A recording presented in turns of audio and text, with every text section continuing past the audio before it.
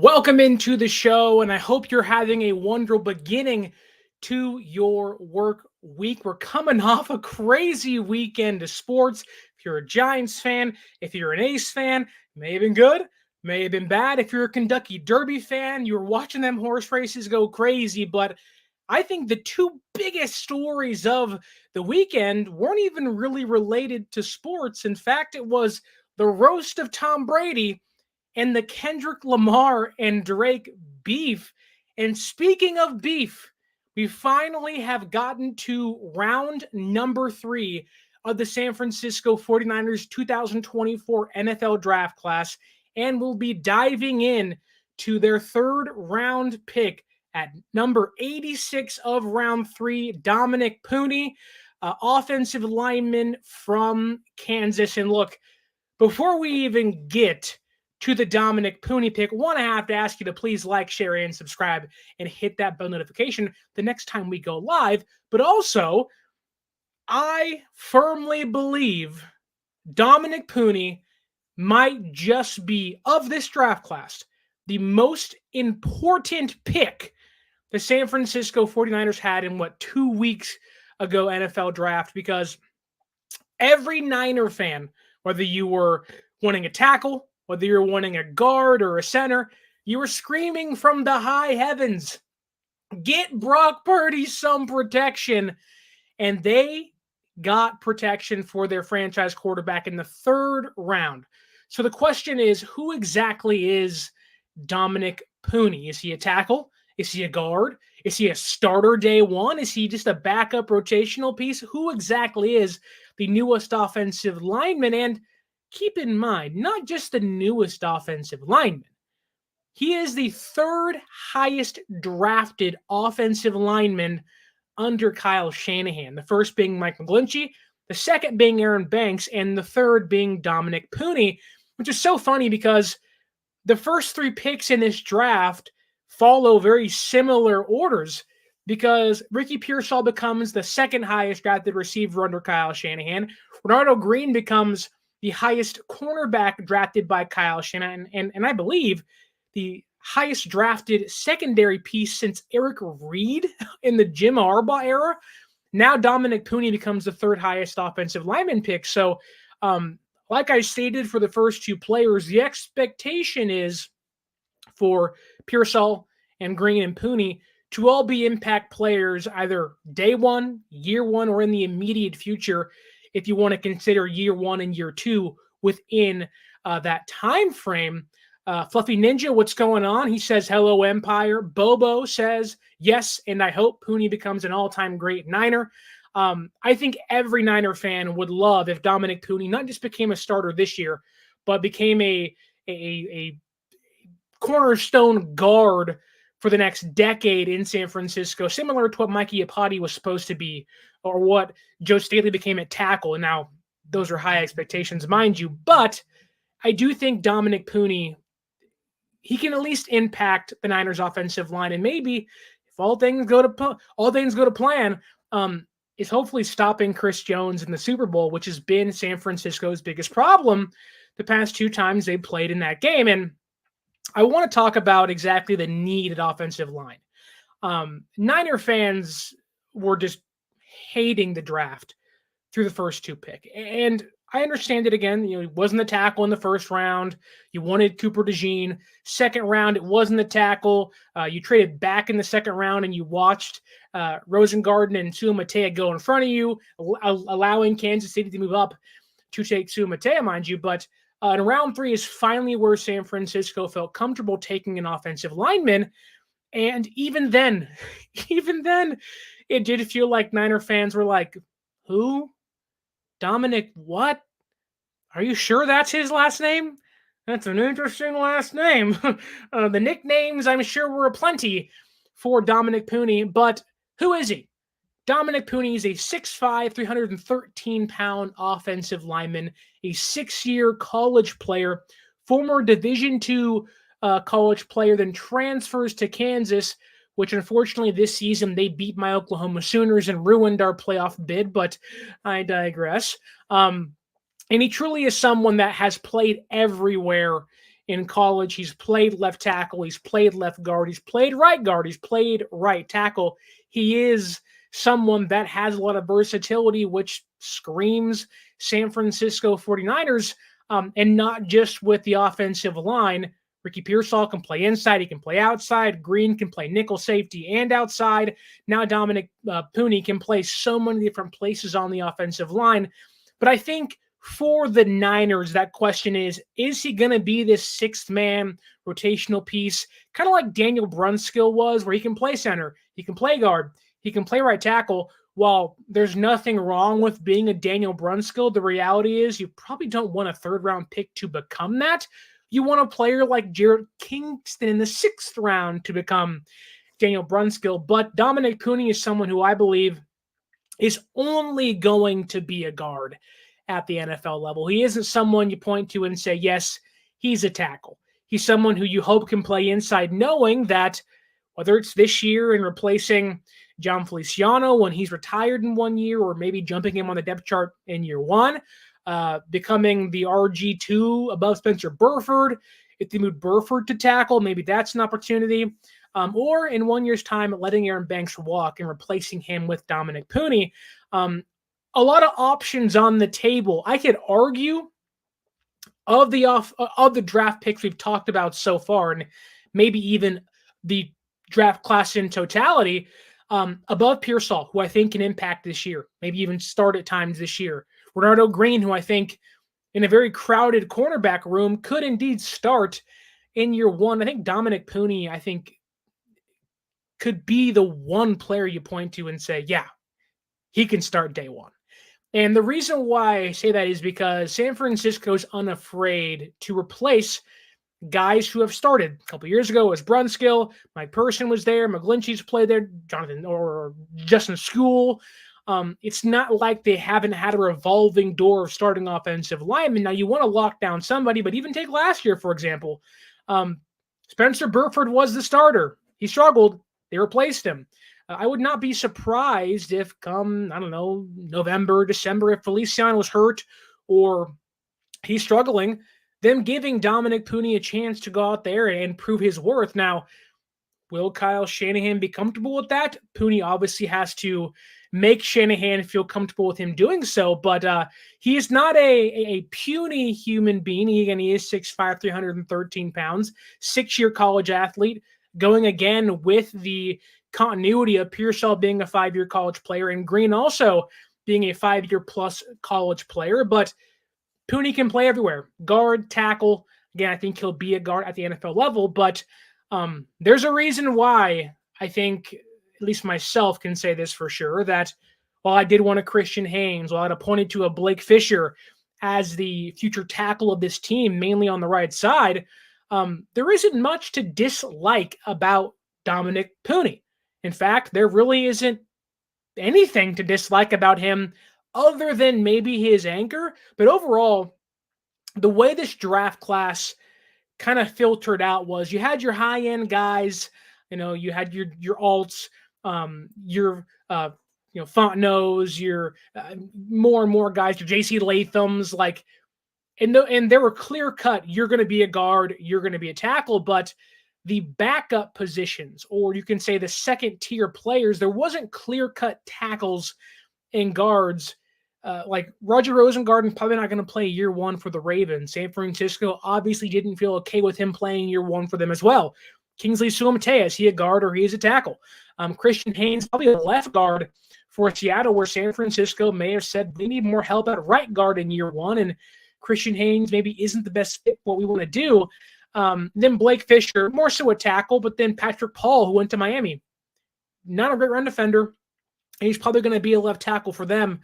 Caden Wallace was super overdrafted by the New England Patriots in round number 3. So when it looked like San Francisco kind of found, I don't want to say it was a reach, or to some it kind of was like, well, they settled. They just found a player. They had to take one, and they picked a guy out of the litter.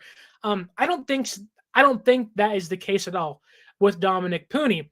I think Dominick Puni is someone, again, you sit back and you go, let me try to find, the the weaknesses in his game, and there certainly is some, but he's all around kind of just like you do everything relatively well. 25 straight starts and nearly 1,600 snaps at Kansas, didn't allow a single sack. Like, crazy. And that's just in pass protection where he isn't going to overcommit on his blocks. He's not going to, reach. Granted, because his arms are relatively small for a tackle, you move him inside. That's only going to help him even more, keeping blocks in front of him with his smaller arm length or shorter arm length. He's not going to have to reach. He's not going to have to be quick towards the edge and get back in his stance. And he's going to have some protection at the right tackle position and at center with Jake Brendel's still there. But he's very calm. And I think Dominick Puni and Renardo Green are two players that, they're not going to get overwhelmed. Now, they're going to get beat. That's the NFL. That's life in the NFL. You're going to get beat by better players. But watching Dominick Puni, reading up on Dominick Puni, you can tell there is this calmness he brings where he's not going to over-pursue, or again, he's not going to reach. But he also isn't a player going to get, he's not going to stare down, insert, defensive tackle. If it was last year, Aaron Donald, like, holy crap, what do I do now? He'll probably get beat. Most people do, but he's not going to be scared. Not going to, he's not going to go, oh, the lights are too bright for me. He's not going to be a Mike Person come the Super Bowl. He's going to be a guard you can put out there and go, okay, like, I may not be the biggest guy. I may not be the strongest player, but I can hold my own, and I'm going to learn and grow. He's a high IQ player. He knows where to be. He can pick up stunts pretty well. He's not someone that is going to get rattled play after play after play and let things spiral. He will fight his way back, and one bad play isn't going to just ruin his entire performance week to week. Bad play, shake it, move on, go back out there, and hopefully hold your own against a star defensive tackle. Byron Murphy's with Seattle now. Lock him up if you have to, So he's someone that, he only allowed 4 pressures in 2 seasons. So he played 25 straight games in college. 1,600 snaps, no sacks allowed, and through 2 seasons, he didn't allow more than 5 pressures. That's incredible. This year alone, he didn't allow a single sack or quarterback hit on 324 pass blocking snaps. So, again, he isn't the greatest pass blocker, and there might be some questions of, look at the defenses you're going up against. You're playing against the Oklahomas, who aren't a great defense, although Boomer Sooner, baby. Shout out Brett Venables. You're playing teams like Texas that has, your Tavondre Sweats and, your Byron Murphys. Like, yes, there are impressive outings, but you're also in, Big 12, Big 10 now, whatever it is in college. Everything is all jacked up. Like, you're not playing the best defenses every single week. Or you're not in the SEC or the ACC. You're in the Big 12. So it's not like you're playing against Jared Verse and Braden Fisk and Johnny Newton. You're not playing the top tier guys week in, week out, but it's still super impressive to where you can say, that's not just like, we're not able to just work with that. We can plug in here and, you're not going to be like, you're not going to fall apart.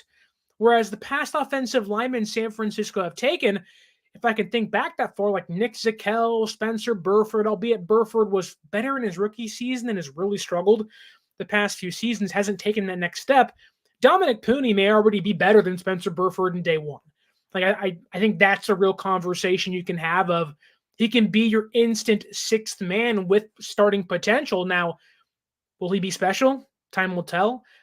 There are certainly good pass blocking traits to like, and production. It's not just, he's an athlete. He's this big 6'6", 320-pound tackle, but he's super raw. Like, that was a big complaint I got when we mocked Marius Mims and traded up for him in one of our mock drafts. Everyone was saying, he's green, he's too young, only 8 games last year. And it's like, okay, you're getting the exact opposite with that with Dominick Puni. Now, mind you, Marius Mims, 18th overall pick, way higher upside. Dominick Puni, 3rd round pick. He's not going to be this amazing blue chip prospect, but he can bring, some comfort of, like, if one of our guys goes down, mainly being Banks or Feliciano, we're not going to be in complete panic mode. Whereas last year, in the Super Bowl, the minute Feliciano went down, it was like, oh my God, Spencer Burford's out there. And I like Spencer, but just it might be better if he wasn't on the field in the Super Bowl for you. Now, I think Dominick Puni slides in as your backup right guard and left guard. If things go, great for him. Again, doesn't have the arm length. He'll be a guard. I know John Lynch was like, well, he can play tackle. Please don't do that. I'd rather Burford play tackle. Like if they walked into this year, and for whatever reason, I don't understand this. John Lynch and Kyle Shanahan in their post-draft press conference, had said that we like Jalen Moore. He's a good backup, and it's like he's fine. Like I don't think anyone has ever praised Jalen Moore before, to be honest with you. Now he wasn't bad this past year, filling in for Trent Williams, and I think he's a young player. There's building blocks to grow, but Jalen Moore has probably already reached his ceiling as a player, which is probably a backup left guard, maybe the fourth tackle on your team. And, I think we all saw in the last couple of years when Trent went down or in previous years when McGlinchey got hurt, you had McKivitz, who you were more comfortable with being that third swing tackle for you on the roster. I would much rather have or go into a training camp and OTAs a season with Jalen Moore and Spencer Burford as my backup tackles, because they just signed someone, and I'm forgetting his name, who played for the Raiders the past few years. Horrible player. I don't know why he's here. Obviously, he has some Mick Lombardi carryover from the Vegas Raiders, but just yikes. And even last year, Matt Pryor being this team's backup right tackle, it was like, I'm not expecting the fourth tackle on a team to be good. Nobody should, but holy, every rep he's getting beat by third string edge rushers. And if McKivitz or Trent goes down, he's the next man on deck. This is not good. You move Burford over to tackle on the off chance Puni has to play tackle, but you move Burford over, it certainly makes you more comfortable. And if all things go well, you have Feliciano as your backup guard, center tackle, have him be that, Daniel Brunskill role, and you are extremely deep on the offensive line, whereas last year, if one cog in that machine goes down, we're all sitting there saying, DEFCON 1, hit the panic button, holy crap, the season might be over. This year is much different. If Puni can become the player I think he will, and we haven't even got into why I believe Kyle Shanahan fell in love with him. Now, we talked about his fit. He'll be a guard, not a tackle, in my opinion. The pass protection is pretty good. Let's talk about the downside is how I'll phrase it. The downside of Dominick Puni. Again, the arm length isn't there. He is someone that really needs to improve his lower half. I think if he's playing against a player like, I don't know, I'm trying to think of, star defensive tackles, Christian Wilkins, for example, Chris Jones, for example, he does need to improve the lower half because he has a tough time absorbing an anchor.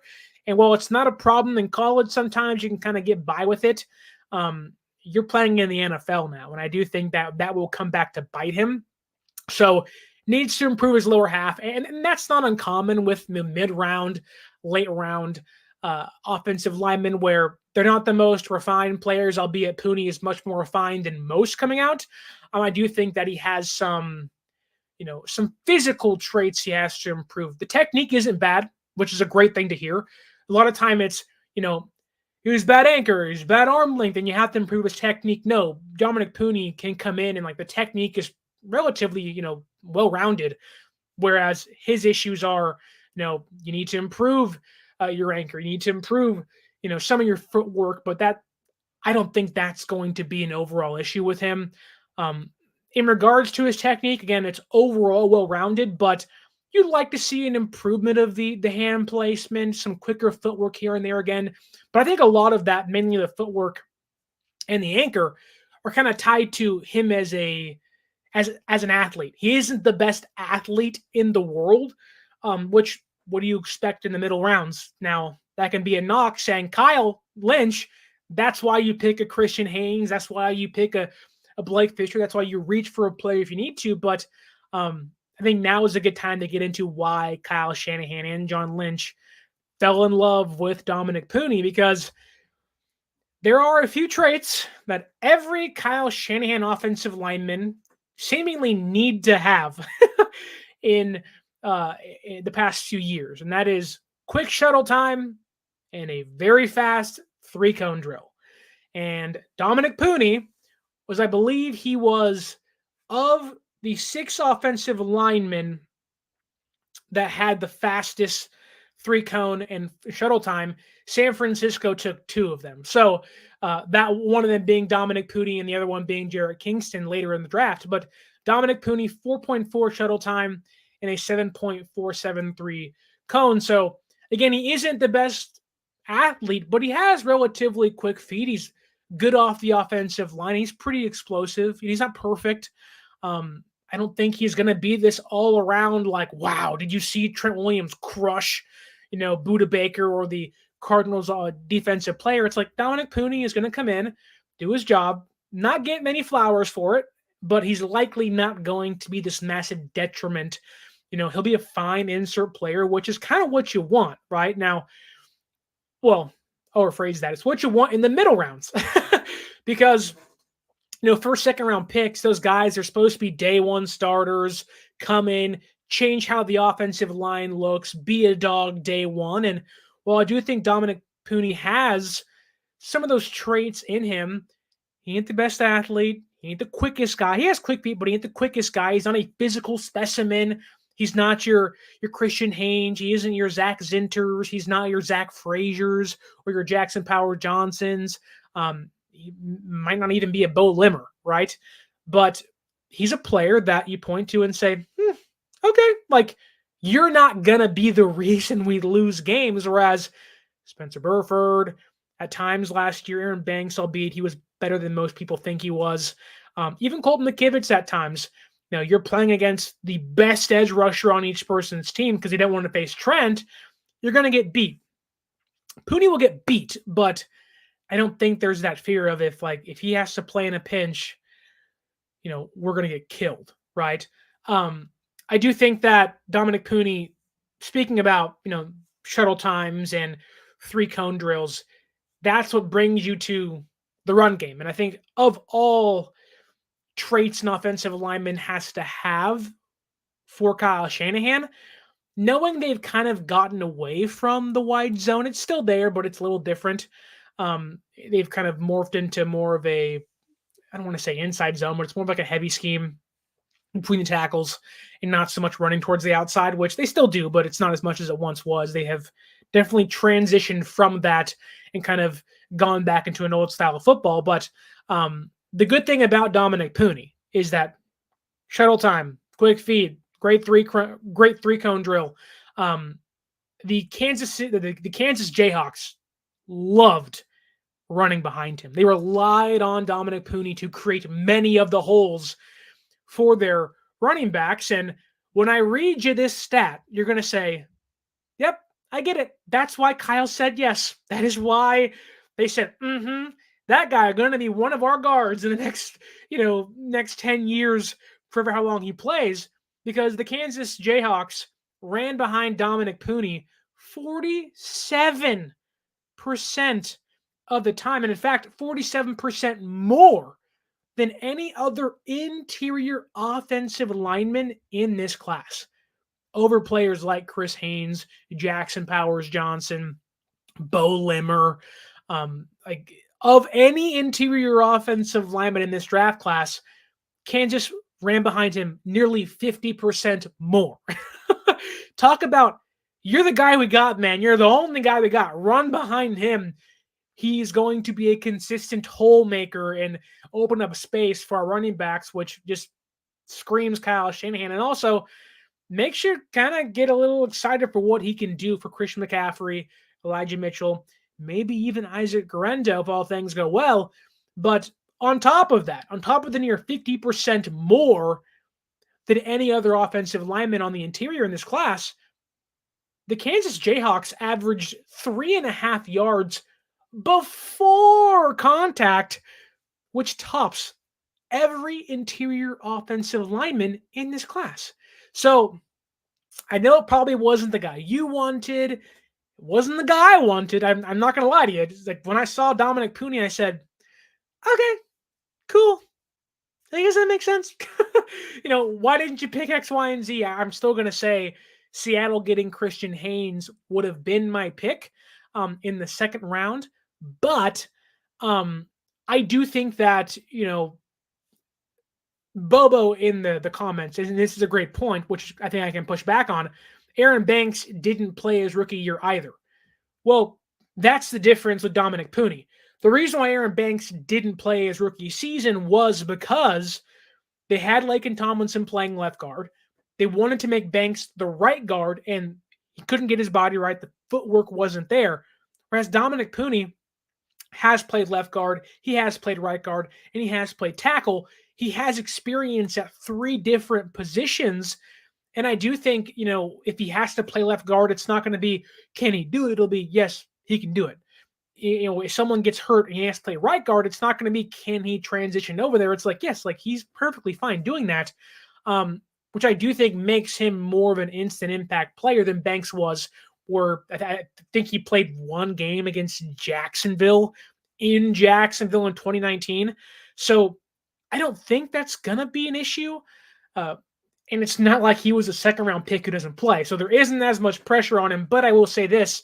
The reason why I asked the question, was Dominick Puni the most important pick of this last draft class, was simply because of anybody. Renardo Green, Ricky Pearsall, Jared Kingston, Malik Mustafa, Isaac Grendo. This was San Francisco's biggest need. And, when you look at what this team needed to address, offensive line was likely towards the top for a lot of people.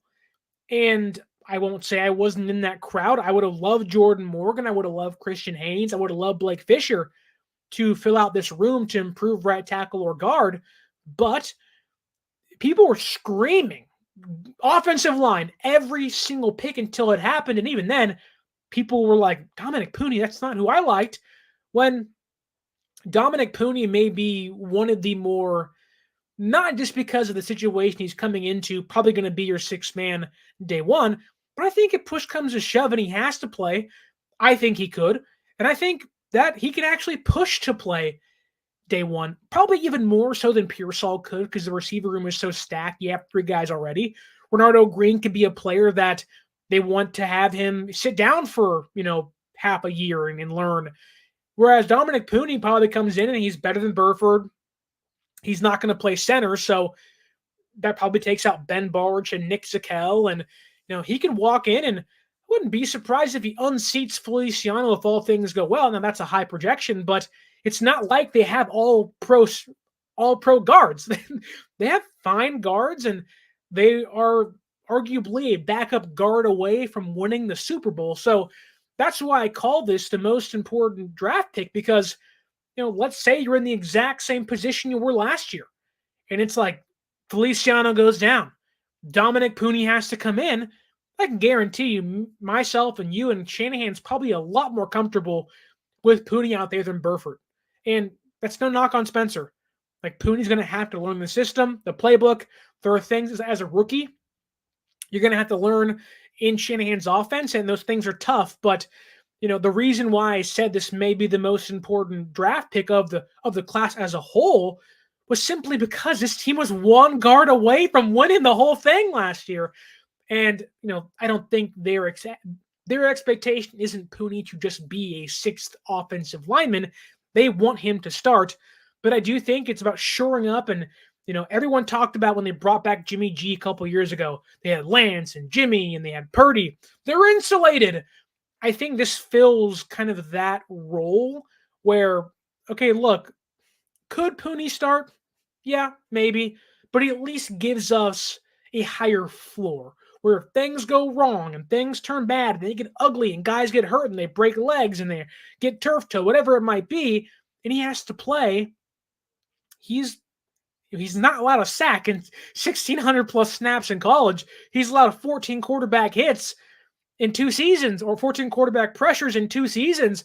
He's a guy who Kansas relied on nearly 50% more than any other interior offensive lineman in this class to run behind. Like, this guy is all reliable in college, and the NFL isn't the college football world. We know that, but if you're all reliable in college, why can't you be at least semi-reliable in the NFL in year one? Now, yes, he has to get stronger. Yes, you want him to improve the footwork. And yes, you want the hands to be more consistent. That's what's called getting coaching. But if you pluck the guy out of college and say, you got to start day one outside of the first round guys, I can argue Dominick Puni may start over guys taken in the second round. And I think while it wasn't a tackle, I can almost guarantee you, unless the Ravens are dumb or Roger Rosengarten just all of a sudden bulks up out of his mind, or Patrick Paul from Houston now with the Dolphins has to play, Dominick Puni, I think, will be much more successful than those two players who were picked ahead of him. And so, I don't want fans to, say, oh, he's going to be an all-world, all-class guard. He may not be, but I think on day one, he can start over players drafted ahead of him. And I think the way the last couple of years have gone for the Niners, it's not the starters having issues. It's been not having backups that have caused problems. 2 years ago, Purdy gets hurt. Then Josh Johnson gets hurt. Obviously, that same year, Jimmy G and Trey Lance got hurt. It was like, holy crap, 3 starters get hurt, and we don't have anybody else. Now, that's unprecedented. But then last year, Burford gets hurt and doesn't do his job. Or Feliciano gets hurt and Burford doesn't do his job. So it's not like it's been the starting players, which there have been some, but as a whole, starting players being the main issues. It's like our starter gets hurt and our backup isn't good enough in the playoffs, which isn't always to be expected. But now you have Puni. Such a weird name to say. It's just such a weird name to say over and over and over again. But you have Dominick Puni, who I think could, if someone goes down, if he plays better than them, could play day one. I don't think he will. And I think that's what kind of angers Niner fans of, like, you're bringing back the same offensive line you had last year. I'm angry. But it's like, technically no, because now, and I'm forgetting his name, the guy they picked up from the Raiders, but then you have Dominick Puni behind them. And you have Ben Barch, who is off an injury that happened in 2022. He's fully healthy again, who San Francisco, I wouldn't be surprised, makes him their backup center, if not the center of the future, once Brendel's contract's up. But I do think they have strengthened the depth. And as we've seen, depth on the offensive line and other positions have been this team's kind of downfall. Hence why I think Dominick Puni is the most important draft pick of the 2024 draft class. Like, go back to what Jim Harbaugh said when he got the Chargers job leading into the draft. We're going to use the offensive line as a weapon. Now, Kyle Shanahan's not doing that. He isn't going to bulk up everywhere and get drafted 5 offensive linemen, albeit someone you might wish he would. But Dominick Puni is a player that, in the vein of that comment of, like, we need to make sure we're insulated here and be able to use the offensive line. And, again, Jim Harbaugh is a different animal and beast, but Harbaugh knew I have to keep Justin Herbert upright. He has 2 cornerstone tackles now if Joel hits, which he should. Now San Francisco, albeit not like Jim Harbaugh exactly, but they do have some insulation where, hey, if someone goes down, we're going to keep Purdy upright, who's a pretty good pass protector in Dominick Puni, and also a guy who he's not going to go in there being like, I'm a one-trick pony as an offensive lineman. I'm a real, take Mike McGlinchey. McGlinchey was a really bad pass blocker. Phenomenal run blocker. He'd get out on runs. He'd get the corner. He'd be the lead guy. And you're like, yes, that's Mike McGlinchey. Now, pass pro, he's getting pushed back and twisted and turned sideways. And you're like, Mike, just hold the block for a second, brother, please. And I do think that Dominick Puni on the interior at guard, not tackle, does give San Francisco the ability to walk into the year saying, okay, we aren't perfect, but we didn't have to be perfect to win the whole thing last year. We just needed the backup guard to be better. And I think Puni gives San Francisco just that. He's not going to be perfect, He's not this hyper athletic guard that get out on runs and just blow up people like Trent Williams might. He's not going to play tackle. At least he shouldn't play tackle.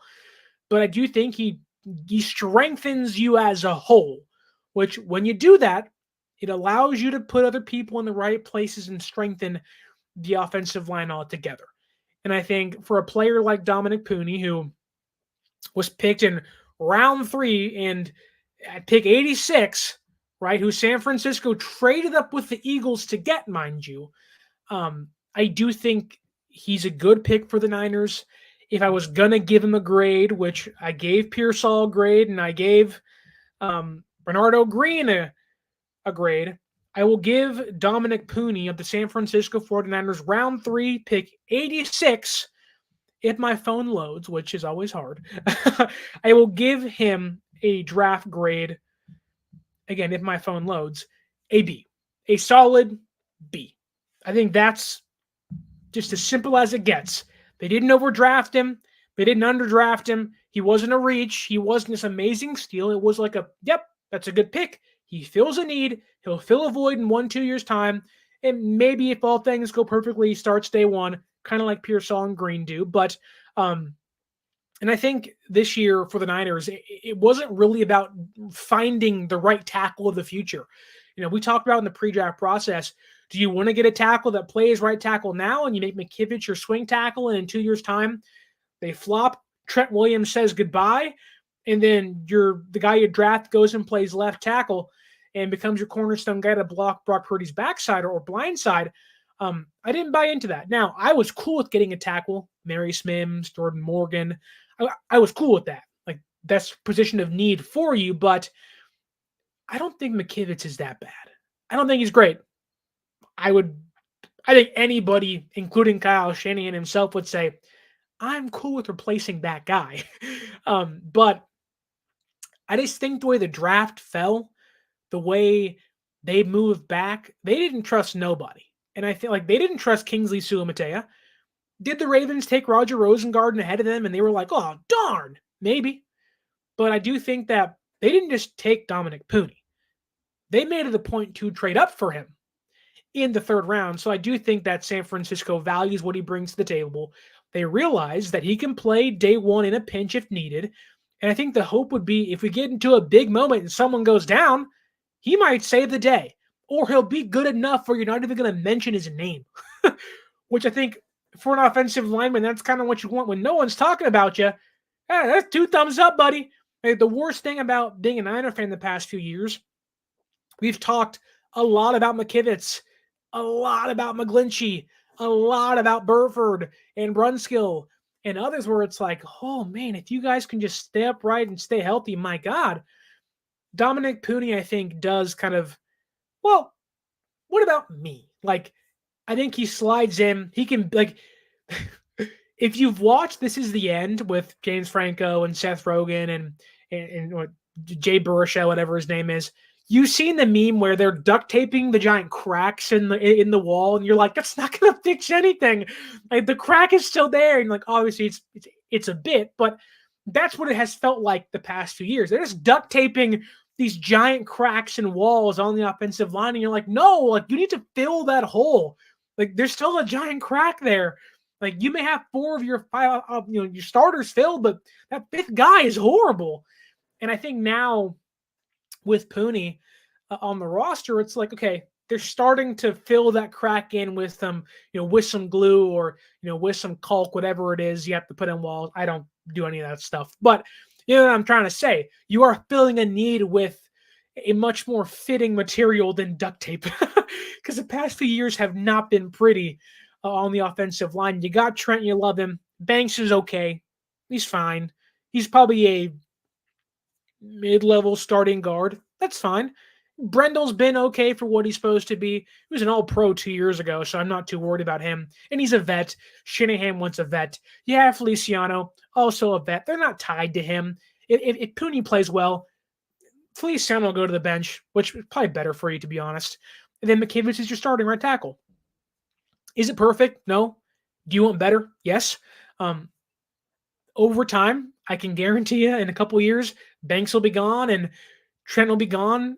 after he retires, and we're going to be sitting here asking for, where's the left tackle? Where's the left guard? And we're going to be screaming out more things. But I think in 2024, that giant crack that was like Spencer Burford and Ben Barch and Nick Zakelis, you can put in Dominick Puni in the infrastructure is a lot stronger than it was than before the draft. And I do think Niner fans should at least be happy in that.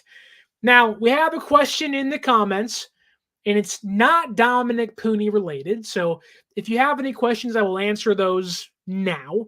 But we do have one question in the comments, and it's by Bobo, who's always here. Bobo says, Tom Brady mentioned that he will come back if a starting quarterback goes down in the midst of a serious playoff run. Do you see the Niners being one of those teams? Now, look, I know there was, I'm forgetting his name, but there was a Boston reporter or radio guy on 95.7 The Game, my current employer, and he was like, whether Purdy's healthy or not, go call Tom Brady. Now, that's asinine, but if the Niners, let's say, got to December, let's say got near the trade deadline, week 10 or 12, whatever it is, and Purdy goes down, and he's not going to come back for 3 months. And it's like he may come back for the playoffs, but it's up in the air and you're not sure.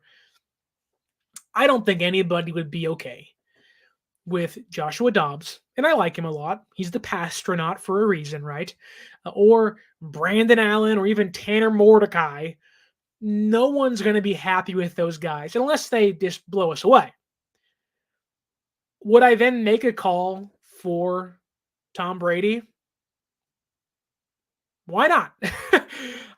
Now, that said, it would depend on what he wants. I know him and Kyle have had this weird, like, strenuous relationship where it's like, oh, Tom wants to come here, and Kyle's like, nope, we got Jimmy G. Then Tom wins, and Kyle's like, I should have taken Tom. Crap, I still have Jimmy G. And then the Niners, I think, called Tom last year because Purdy wasn't exactly healthy yet, no OTAs in training camp, and they were like, okay, like, we're going to call Tom, and Tom was like, you can F off. And so I don't know if that would even be a marriage and Tom Brady probably isn't the right connection or word to use, but I don't think that would be, the relationship probably wouldn't be best. Like, would Tom Brady walk in and just do what Kyle Shanahan wants him to do? It doesn't feel like Tom. And Tom's like mid-40s. Now, I'm not saying he can't still play, but if you're worried about the offensive line now with Brock Purdy, who can move a little bit, are you not going to be worried about the offensive line with a 45-year-old Tom Brady out there taking hits because the offensive line's not doing their job? Like, and I trust Tom. Tom's won 8 Super Bowls, 7 Super Bowls, whatever it is. Like, he's the greatest quarterback of all time, or at least in the past 25 plus years. Like, he's incredible. Like, you add the GOAT or one of the GOATs, what everyone would say, to this team, everyone's going to say, watch out for San Francisco, but it's going to scream like, to me, it would scream like when the Colts signed Phillip Rivers and you're like, wow. Then you're like, yeah, but they're going to lose gas because he's exhausted. Like, takes a couple hits. It's like, yeah, he's 40. He's not going to last very long. Now, Tom takes care of his body really well, but I don't even think the questions about Tom would be Tom's body. It would be, do him and Kyle get along? And I don't think they would. Like, Kyle is such a hard person to get along with when you're a quarterback. It's taken, Jimmy G and taken, and it's taken, Jimmy G and Trey Lance and now Brock Purdy to finally, have this cohesion between quarterbacks. Now, Jimmy G's his own beast. I mean, we can talk about him later, but it's not like Kyle and Matt Ryan, of all people, didn't Matt Ryan already established top 10 quarterback when Kyle got there, and Kyle was like, we don't like each other. It's like, what is going on? So I don't know if it's because Kyle has so much respect for Tom where they can get along, but I do think the bigger question, like, I don't think Kyle would be against it. I just think that would have to be like, this is my team. This is my offense. Does you just insert Tom and he's okay with it? Now, I think Tom would flourish in the offense, especially if Debo's healthy for sure. But man, like I've never been one to believe Tom Brady was ever going to play for the 49ers, even after New England said, you're out of here, right? Even after things got bad with Belichick out there in Foxborough, I was never, bring Tom to San Francisco until we got Trey Lance and Jimmy G was, supposed to be gone. I was like, yeah, bring in Tom. That makes sense for a year or two. But even then, like, I know Mike Florio loves to just toss out the Tom Brady conversation. I'm kind of over it. Like, I get it, Bobo. You're asking if Purdy goes down. I don't think so. I think while they're not tied to Joshua Dobbs, and even last year Minnesota traded for Dobbs and benched him for Nick Mullins, which yikes. I just think that not only is Tom going to want to go to a place that he can win, which could be San Francisco. I just think, like, I would be shocked if Tom Brady signed here, but I wouldn't be shocked if Stafford went down and he went to the Rams or went to Green Bay or went to the Dolphins. And I'm pretty sure Tom couldn't play for a team while he owns the Raiders. I think that would be a conflict of interest. Now, maybe that's okay. You can own a different team and play for one, but that may also be a problem for the NFL. Of like, you can't own a team and also play in the same league. But I do think that could be a concern. But I don't think Tom will ever be a Niner. And if he does, what the heck? What's going on, man? And honestly, if he does, things have gone horribly wrong. I think to a point of Purdy and Joshua Dobbs have gotten hurt. But I don't think Tom Brady's ever going to be a Niner, albeit it would be interesting. But that's also a conversation of like, what are we talking about? Like, talking about Tom Brady a year after Brock Purdy nearly won an MVP. And I'm not targeting you, Bobo. I'm talking about guys on the radio. Like, this team should sign Tom Brady. You know how disrespectful that is to Brock Purdy? Like, my God. Like, we're supposed to be out here talking about Dominick Puni, 86th overall pick, third rounder by the San Francisco 49ers, and his scheme fit if he'll play and why Shanahan fell in love with him. And now we're talking about Tom Brady and Brock Purdy. I'd rather have Tom Brady over Brock Purdy right now. And it's like, Purdy almost won the freaking MVP. What are we talking about? It's so disrespectful. Like, that would be like, you're married to somebody and you divorce them and you marry somebody else and you're like, this is great. We had an awesome honeymoon. We're 2 years in. It's perfect. We love each other so much. And then you're like, yeah, but I kind of still like the other guy. Kind of still love my previous husband or wife. And it's like, you can't do that. That's disrespectful to who you're currently with. It's like, what? It's like people that have a boyfriend, then cheat on their boyfriend with their previous boyfriend. Like, what are you doing? Like, why'd you leave that guy if you're gonna cheat on the new guy with the other guy? Just stay with the other dude. What's going on? Welcome to Dr. Phil, if you just tuned in. Welcome to Maury. You are the father. But like, man, like, it's like, what? Why? Like, that would be like Kyle Shanahan trying to sign Jimmy Garoppolo back this offseason, even though he has Brock Purdy. What are you doing? Don't do that. And Kyle never would because he hates Jimmy G. But like, what are you doing? Like, no, you don't do that thing. But reverse everything back and move back to the Dominick Puni conversation. Whether it is Brock Purdy, whether it is Tom Brady, off on a tangent there for a second. Which, by the way, go watch The Roast. It was really, really good at Tom Brady on Netflix. A lot of great jokes on there. Crazy out-of-pocket things were said. That said, Dominick Puni, I don't know if he'll start day one. I don't know if he'll be a 10-year player in the pros, but I can tell you this. The idea, and if Puni can take what he did at Kansas and translate that to the NFL level at just 3/4 or 7/8 of what he was at college, mainly in pass protection, I think San Francisco has found themselves a starting guard. Obviously, things have to go right. Obviously, it's to learn the offense. He's a rookie. I will never try to put insane expectations on a young player. That's what a lot of fans got in trouble with Trey Lance. Oh, he'll be the next Randolph and Dante Culpepper and Donovan McNabb and he RG3 and Josh Allen. And it was like, holy crap. Like, you're putting MVP expectations on a kid who's 21 playing Division II college football against South Dakota State. It's not how that works. It takes time. And now Trey's in Dallas and didn't even get his fifth-year option picked up, which isn't Trey's fault, but that's life in the NFL. I hope he succeeds. Dominick Puni, who was traded up for, just not the first-round draft picks, by the way. I think he's a player San Francisco believes can fill in, can strengthen the floor of this roster.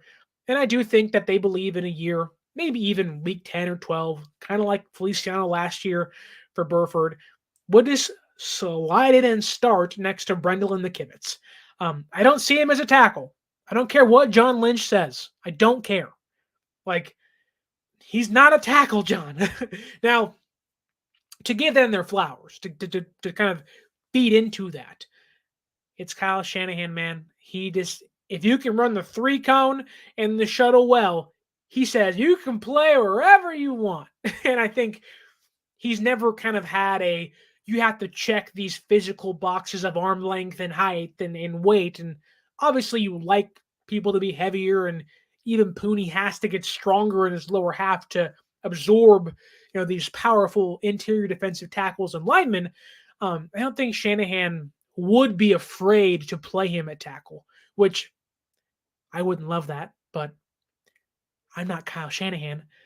If I was Kyle Shanahan, I would have drafted Christian Haynes, which tells you what I think of Kyle, which I love Kyle. It's so hard for anyone, myself, other journalists, other content creators, to question Kyle Shanahan because who am I?